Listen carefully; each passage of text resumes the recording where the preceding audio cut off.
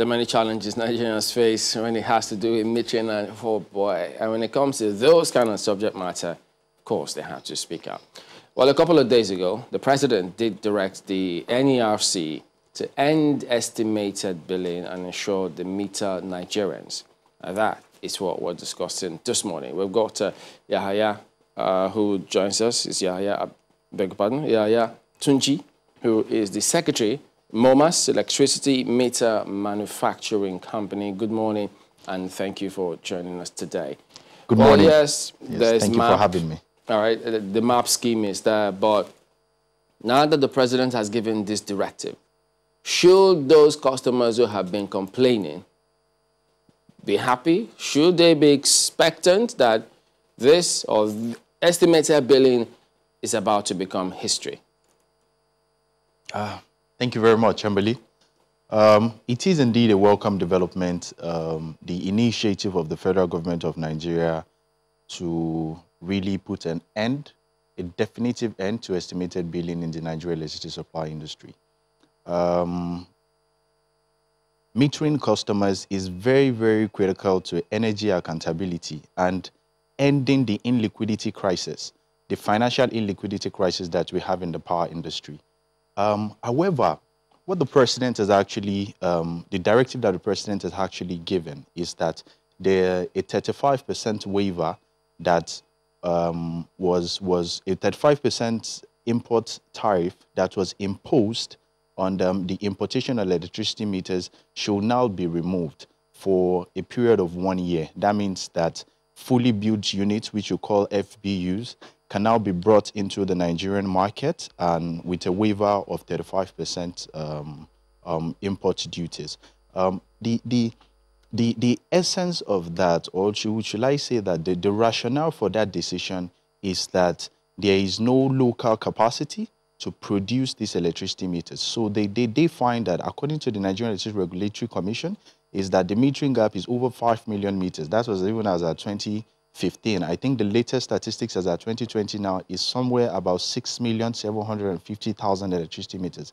That is our metering deficit. So the apprehension or the belief is that there is no local capacity that can close that metering gap, and that is why Mr. President has together with his competent team, has found it worthy that there should be a 35% waiver.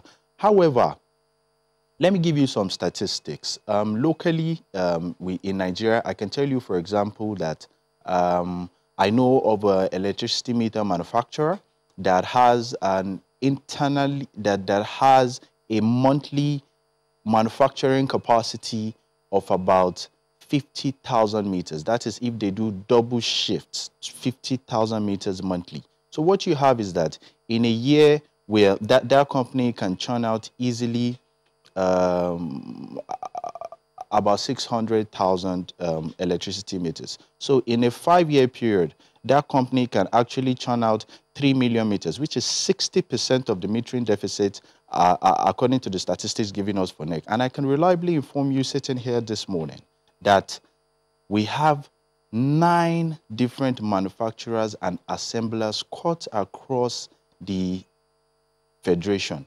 What I now want to say is that perhaps what the government should look is for us to carry out an industrial audit. When I mean an industrial audit, there should be a delegate, perhaps a committee or a special purpose team that will go from factory to test capabilities and capacity of these indigenous companies to close the metering gap. Because I can actually tell you that sometimes the journeys that we get in a car and drive so far away as Sokoto might just be sitting right there in your Sokoto.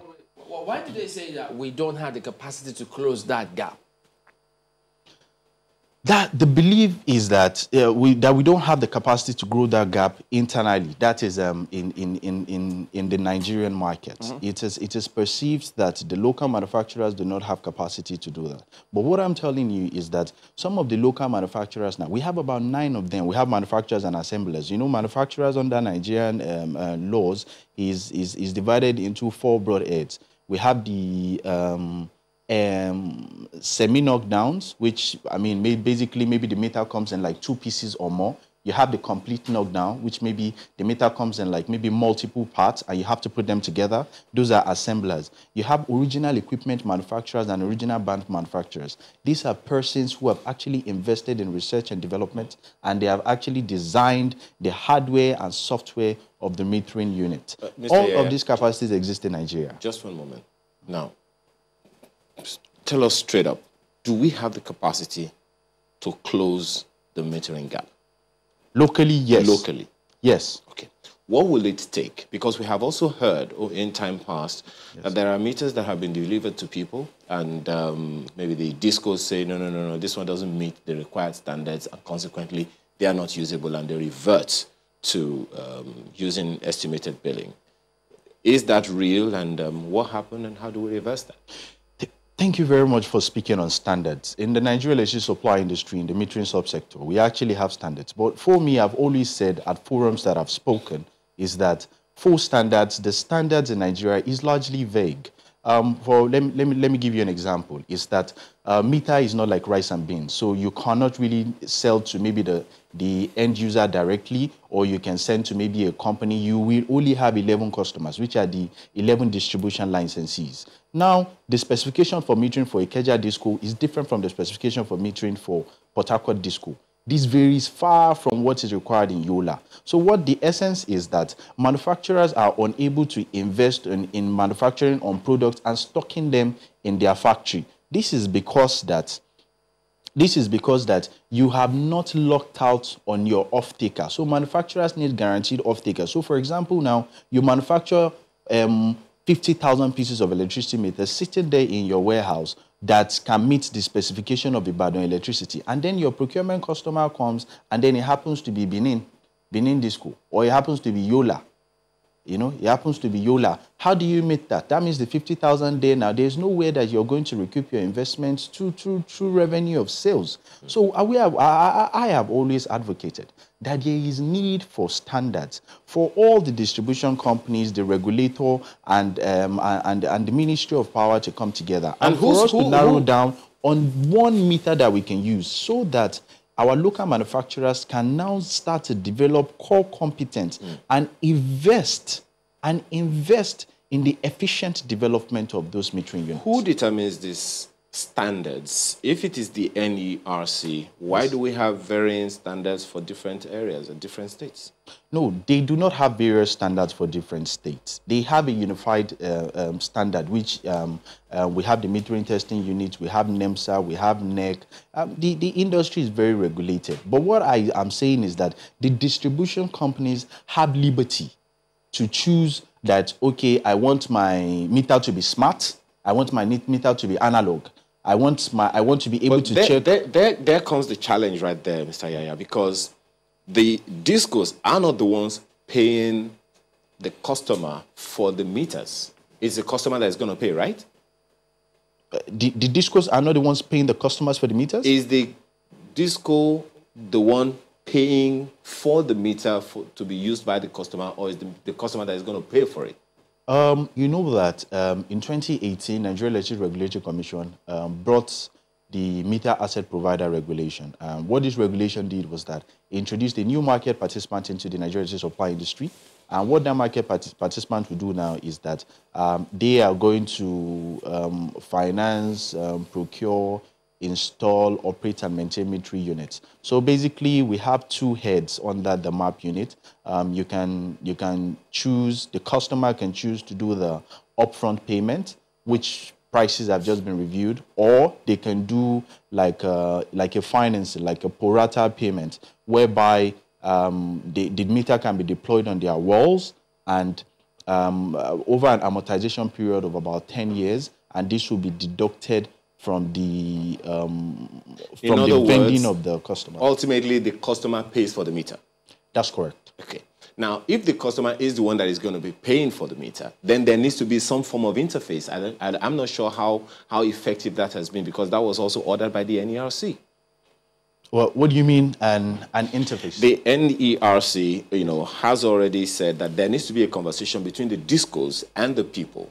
How well is that going in the first place? Because I don't know if the customer is speaking with the maps? Yes. You know that by law, according to Power Sector Reform Act, I think of 2005 it is, the discos were given franchise areas. So the disco, it is their customer. The disco, I don't want to say the disco owns the customer, but I mean, it is their customer. So what you have is that the maps are not allowed to interface directly with the customers. Neither is the regulator interfacing directly with the customers. So we interface with the customers through the distribution licensees. So the distribution licensees, I know that many of them have invested in a lot of sensitization events, engagement with their customers, trying to have access to them. And you know that before, I don't speak for the regulator, I don't speak for NEC, but NEC actually carried out an extensive society consultation with civil societies involved. And as at that time, the feedback that we were getting was that a lot of the populace were tired of what they have termed crazy billing, we call it estimated billing, and they were happy to pay for their meters. And that was one of the considerations in bringing the meter asset provider regulation. Well, just to put in this, I mean, yes, you did explain some provisions of MAP, but the thing is, the way it operates at the moment is that before you get any sort of prepaid metering, you pay upfront. You pay completely. And if you have, even if you got into the place newly, and if there are outstanding bills that need to be cleared, they require you to clear every part of that bill before the discos provide you with those meters. This is what the customers have consistently said it's going on. That's correct. So that's what is going on now. So if you don't, I mean, unlike CapMe, in fact, those who paid money with CapMe is gone. So they can't access their funds anymore. It's gone with the wind, that's to say. But yeah, go ahead. Well, I was really going to ask because from what Chamberlain said, for example, if you need to get a three-phase meter, you pay about 89,000 naira. For a single-phase meter, you pay 48,000 naira. So this announcement, this one-year waiver of import duty on electricity meters, I'm trying to calculate. So what does that mean? If people want to buy, yes, they have to pay. If they want to buy meters now, so does that mean they will have to pay less, or the arrangement you spoke about will come in? What is that going to mean, or how will that affect the price of meters right now? Okay, let me give you some background. And what has happened is that the regulator had chosen to cap the pricing of meters. What they have done is that they don't want to leave the distribution licensee or the meter access providers to have the discretion to charge the customer whatever price they want to do. So as you've rightly said, the prices are capped. But what we have is that if the prices are capped, but the specification of the distribution companies remains uncapped, they have unfettered discretion to be able to say that this is the type of specification of meters that we have. So you find that, let's first understand that the power sector is like just any other business. It's naira and kobo, profit and loss. So basically now, the meter access providers, in procuring these meters, they are saying that, most of the importers are saying that the cost of importation of the meters vis-a-vis the 35% levy that is on it, by the time their lands, vis-a-vis their margins, their logistics and operational cost, the cost per metering unit is going to be higher than what the regulator has capped. So that was why they had appealed to the regulator to go and consult with the relevant ministry of the federal government to be able to see how there can be some sort of temporary waiver. That's why the president had approved the one-year waiver. But what I'm saying is that the intent of the federal government is clear, the intent of the regulator is clear, is to ensure that there is metering units on the wall of every customer. But we do not have to import those metering units, is what I'm saying, is that we can look inwards because there's local capacity. All right, well, we've got Chantal Abdul, who is the Group MD CEO of Mojek Group of Companies. Good morning, and thank you for joining us as well today. Now, in consideration of MAP and the recent directive by the president, can we close this metering gap by 2022?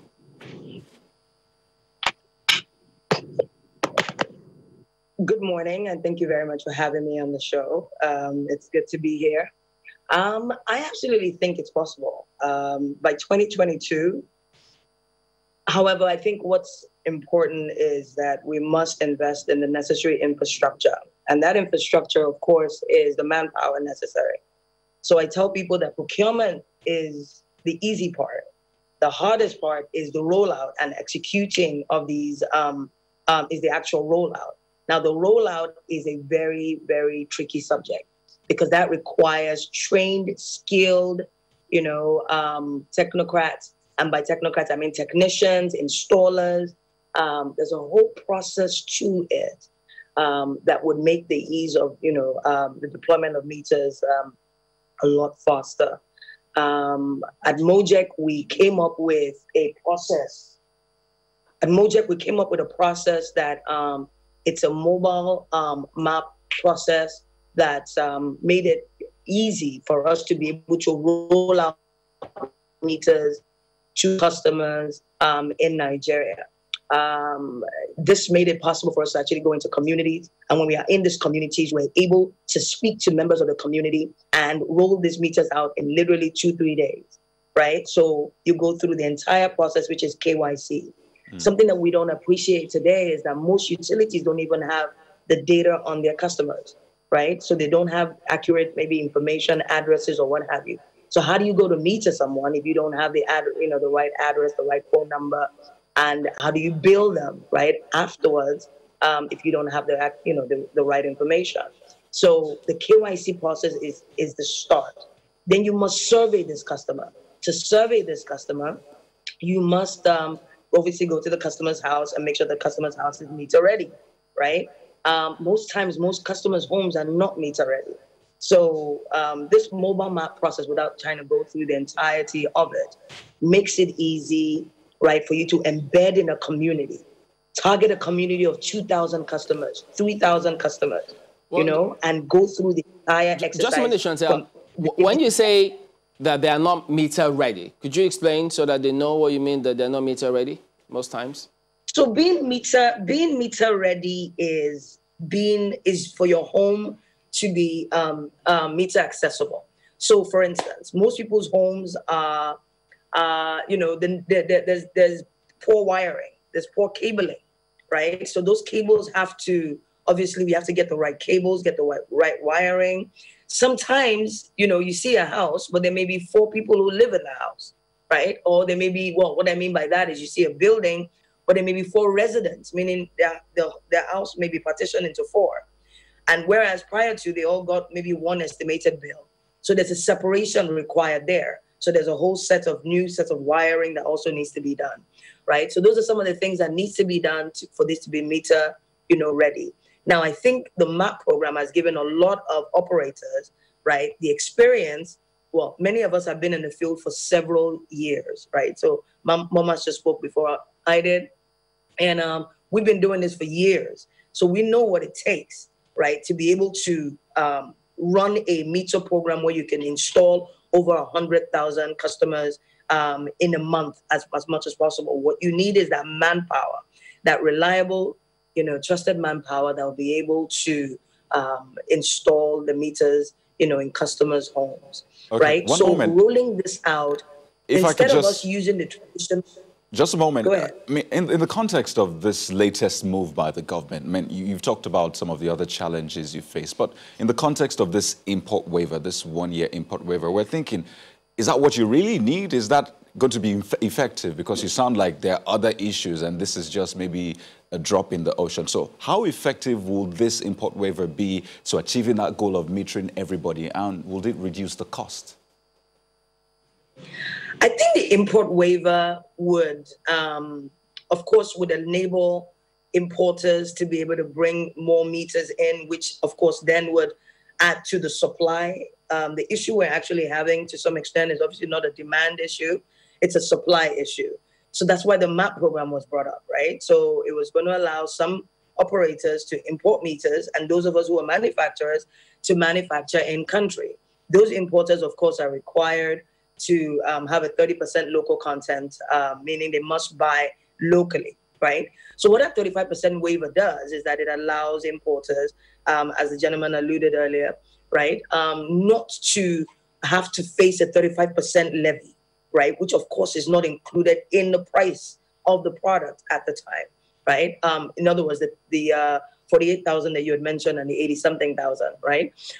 So that's pretty much what that would do. But you cannot do it to the detriment of manufacturers, right? And so there has to be a happy medium, okay? Today, most people don't know this, but there are almost 10 manufacturers, or shall I say producers, whether they're in the level of assembling or manufacturing in the country. And they keep, I think different maps are now setting up as manufacturers, or producers in the country as well. So we must ensure that the program does not hurt local industry. And this is critical because local industry, and by that I mean the producers, are generating or they're creating jobs, right? They're contributing to the GDP, and the list goes on in terms of what we're doing as producers. There's a concern. I'm not sure you were able to join us from the very beginning of the conversation. I hope you were. The clip we played showed some customers who were complaining that, look, we've been getting estimated billing from our discos, and then they say that we should buy the meter, and many of them are saying that they cannot buy the meter with which they will be charged. Well, that's one conversation on one end. But the question that I'd like to ask you is, perhaps there is poor communication between the people, the customers who are going to be using, whether they are individual or corporate customers, and the discos who are your own interface with the customers. So one of the issues that a number of people will be arguing with is, in their heads, is, so I buy the meter, or rather I pay for the meter to use in this facility.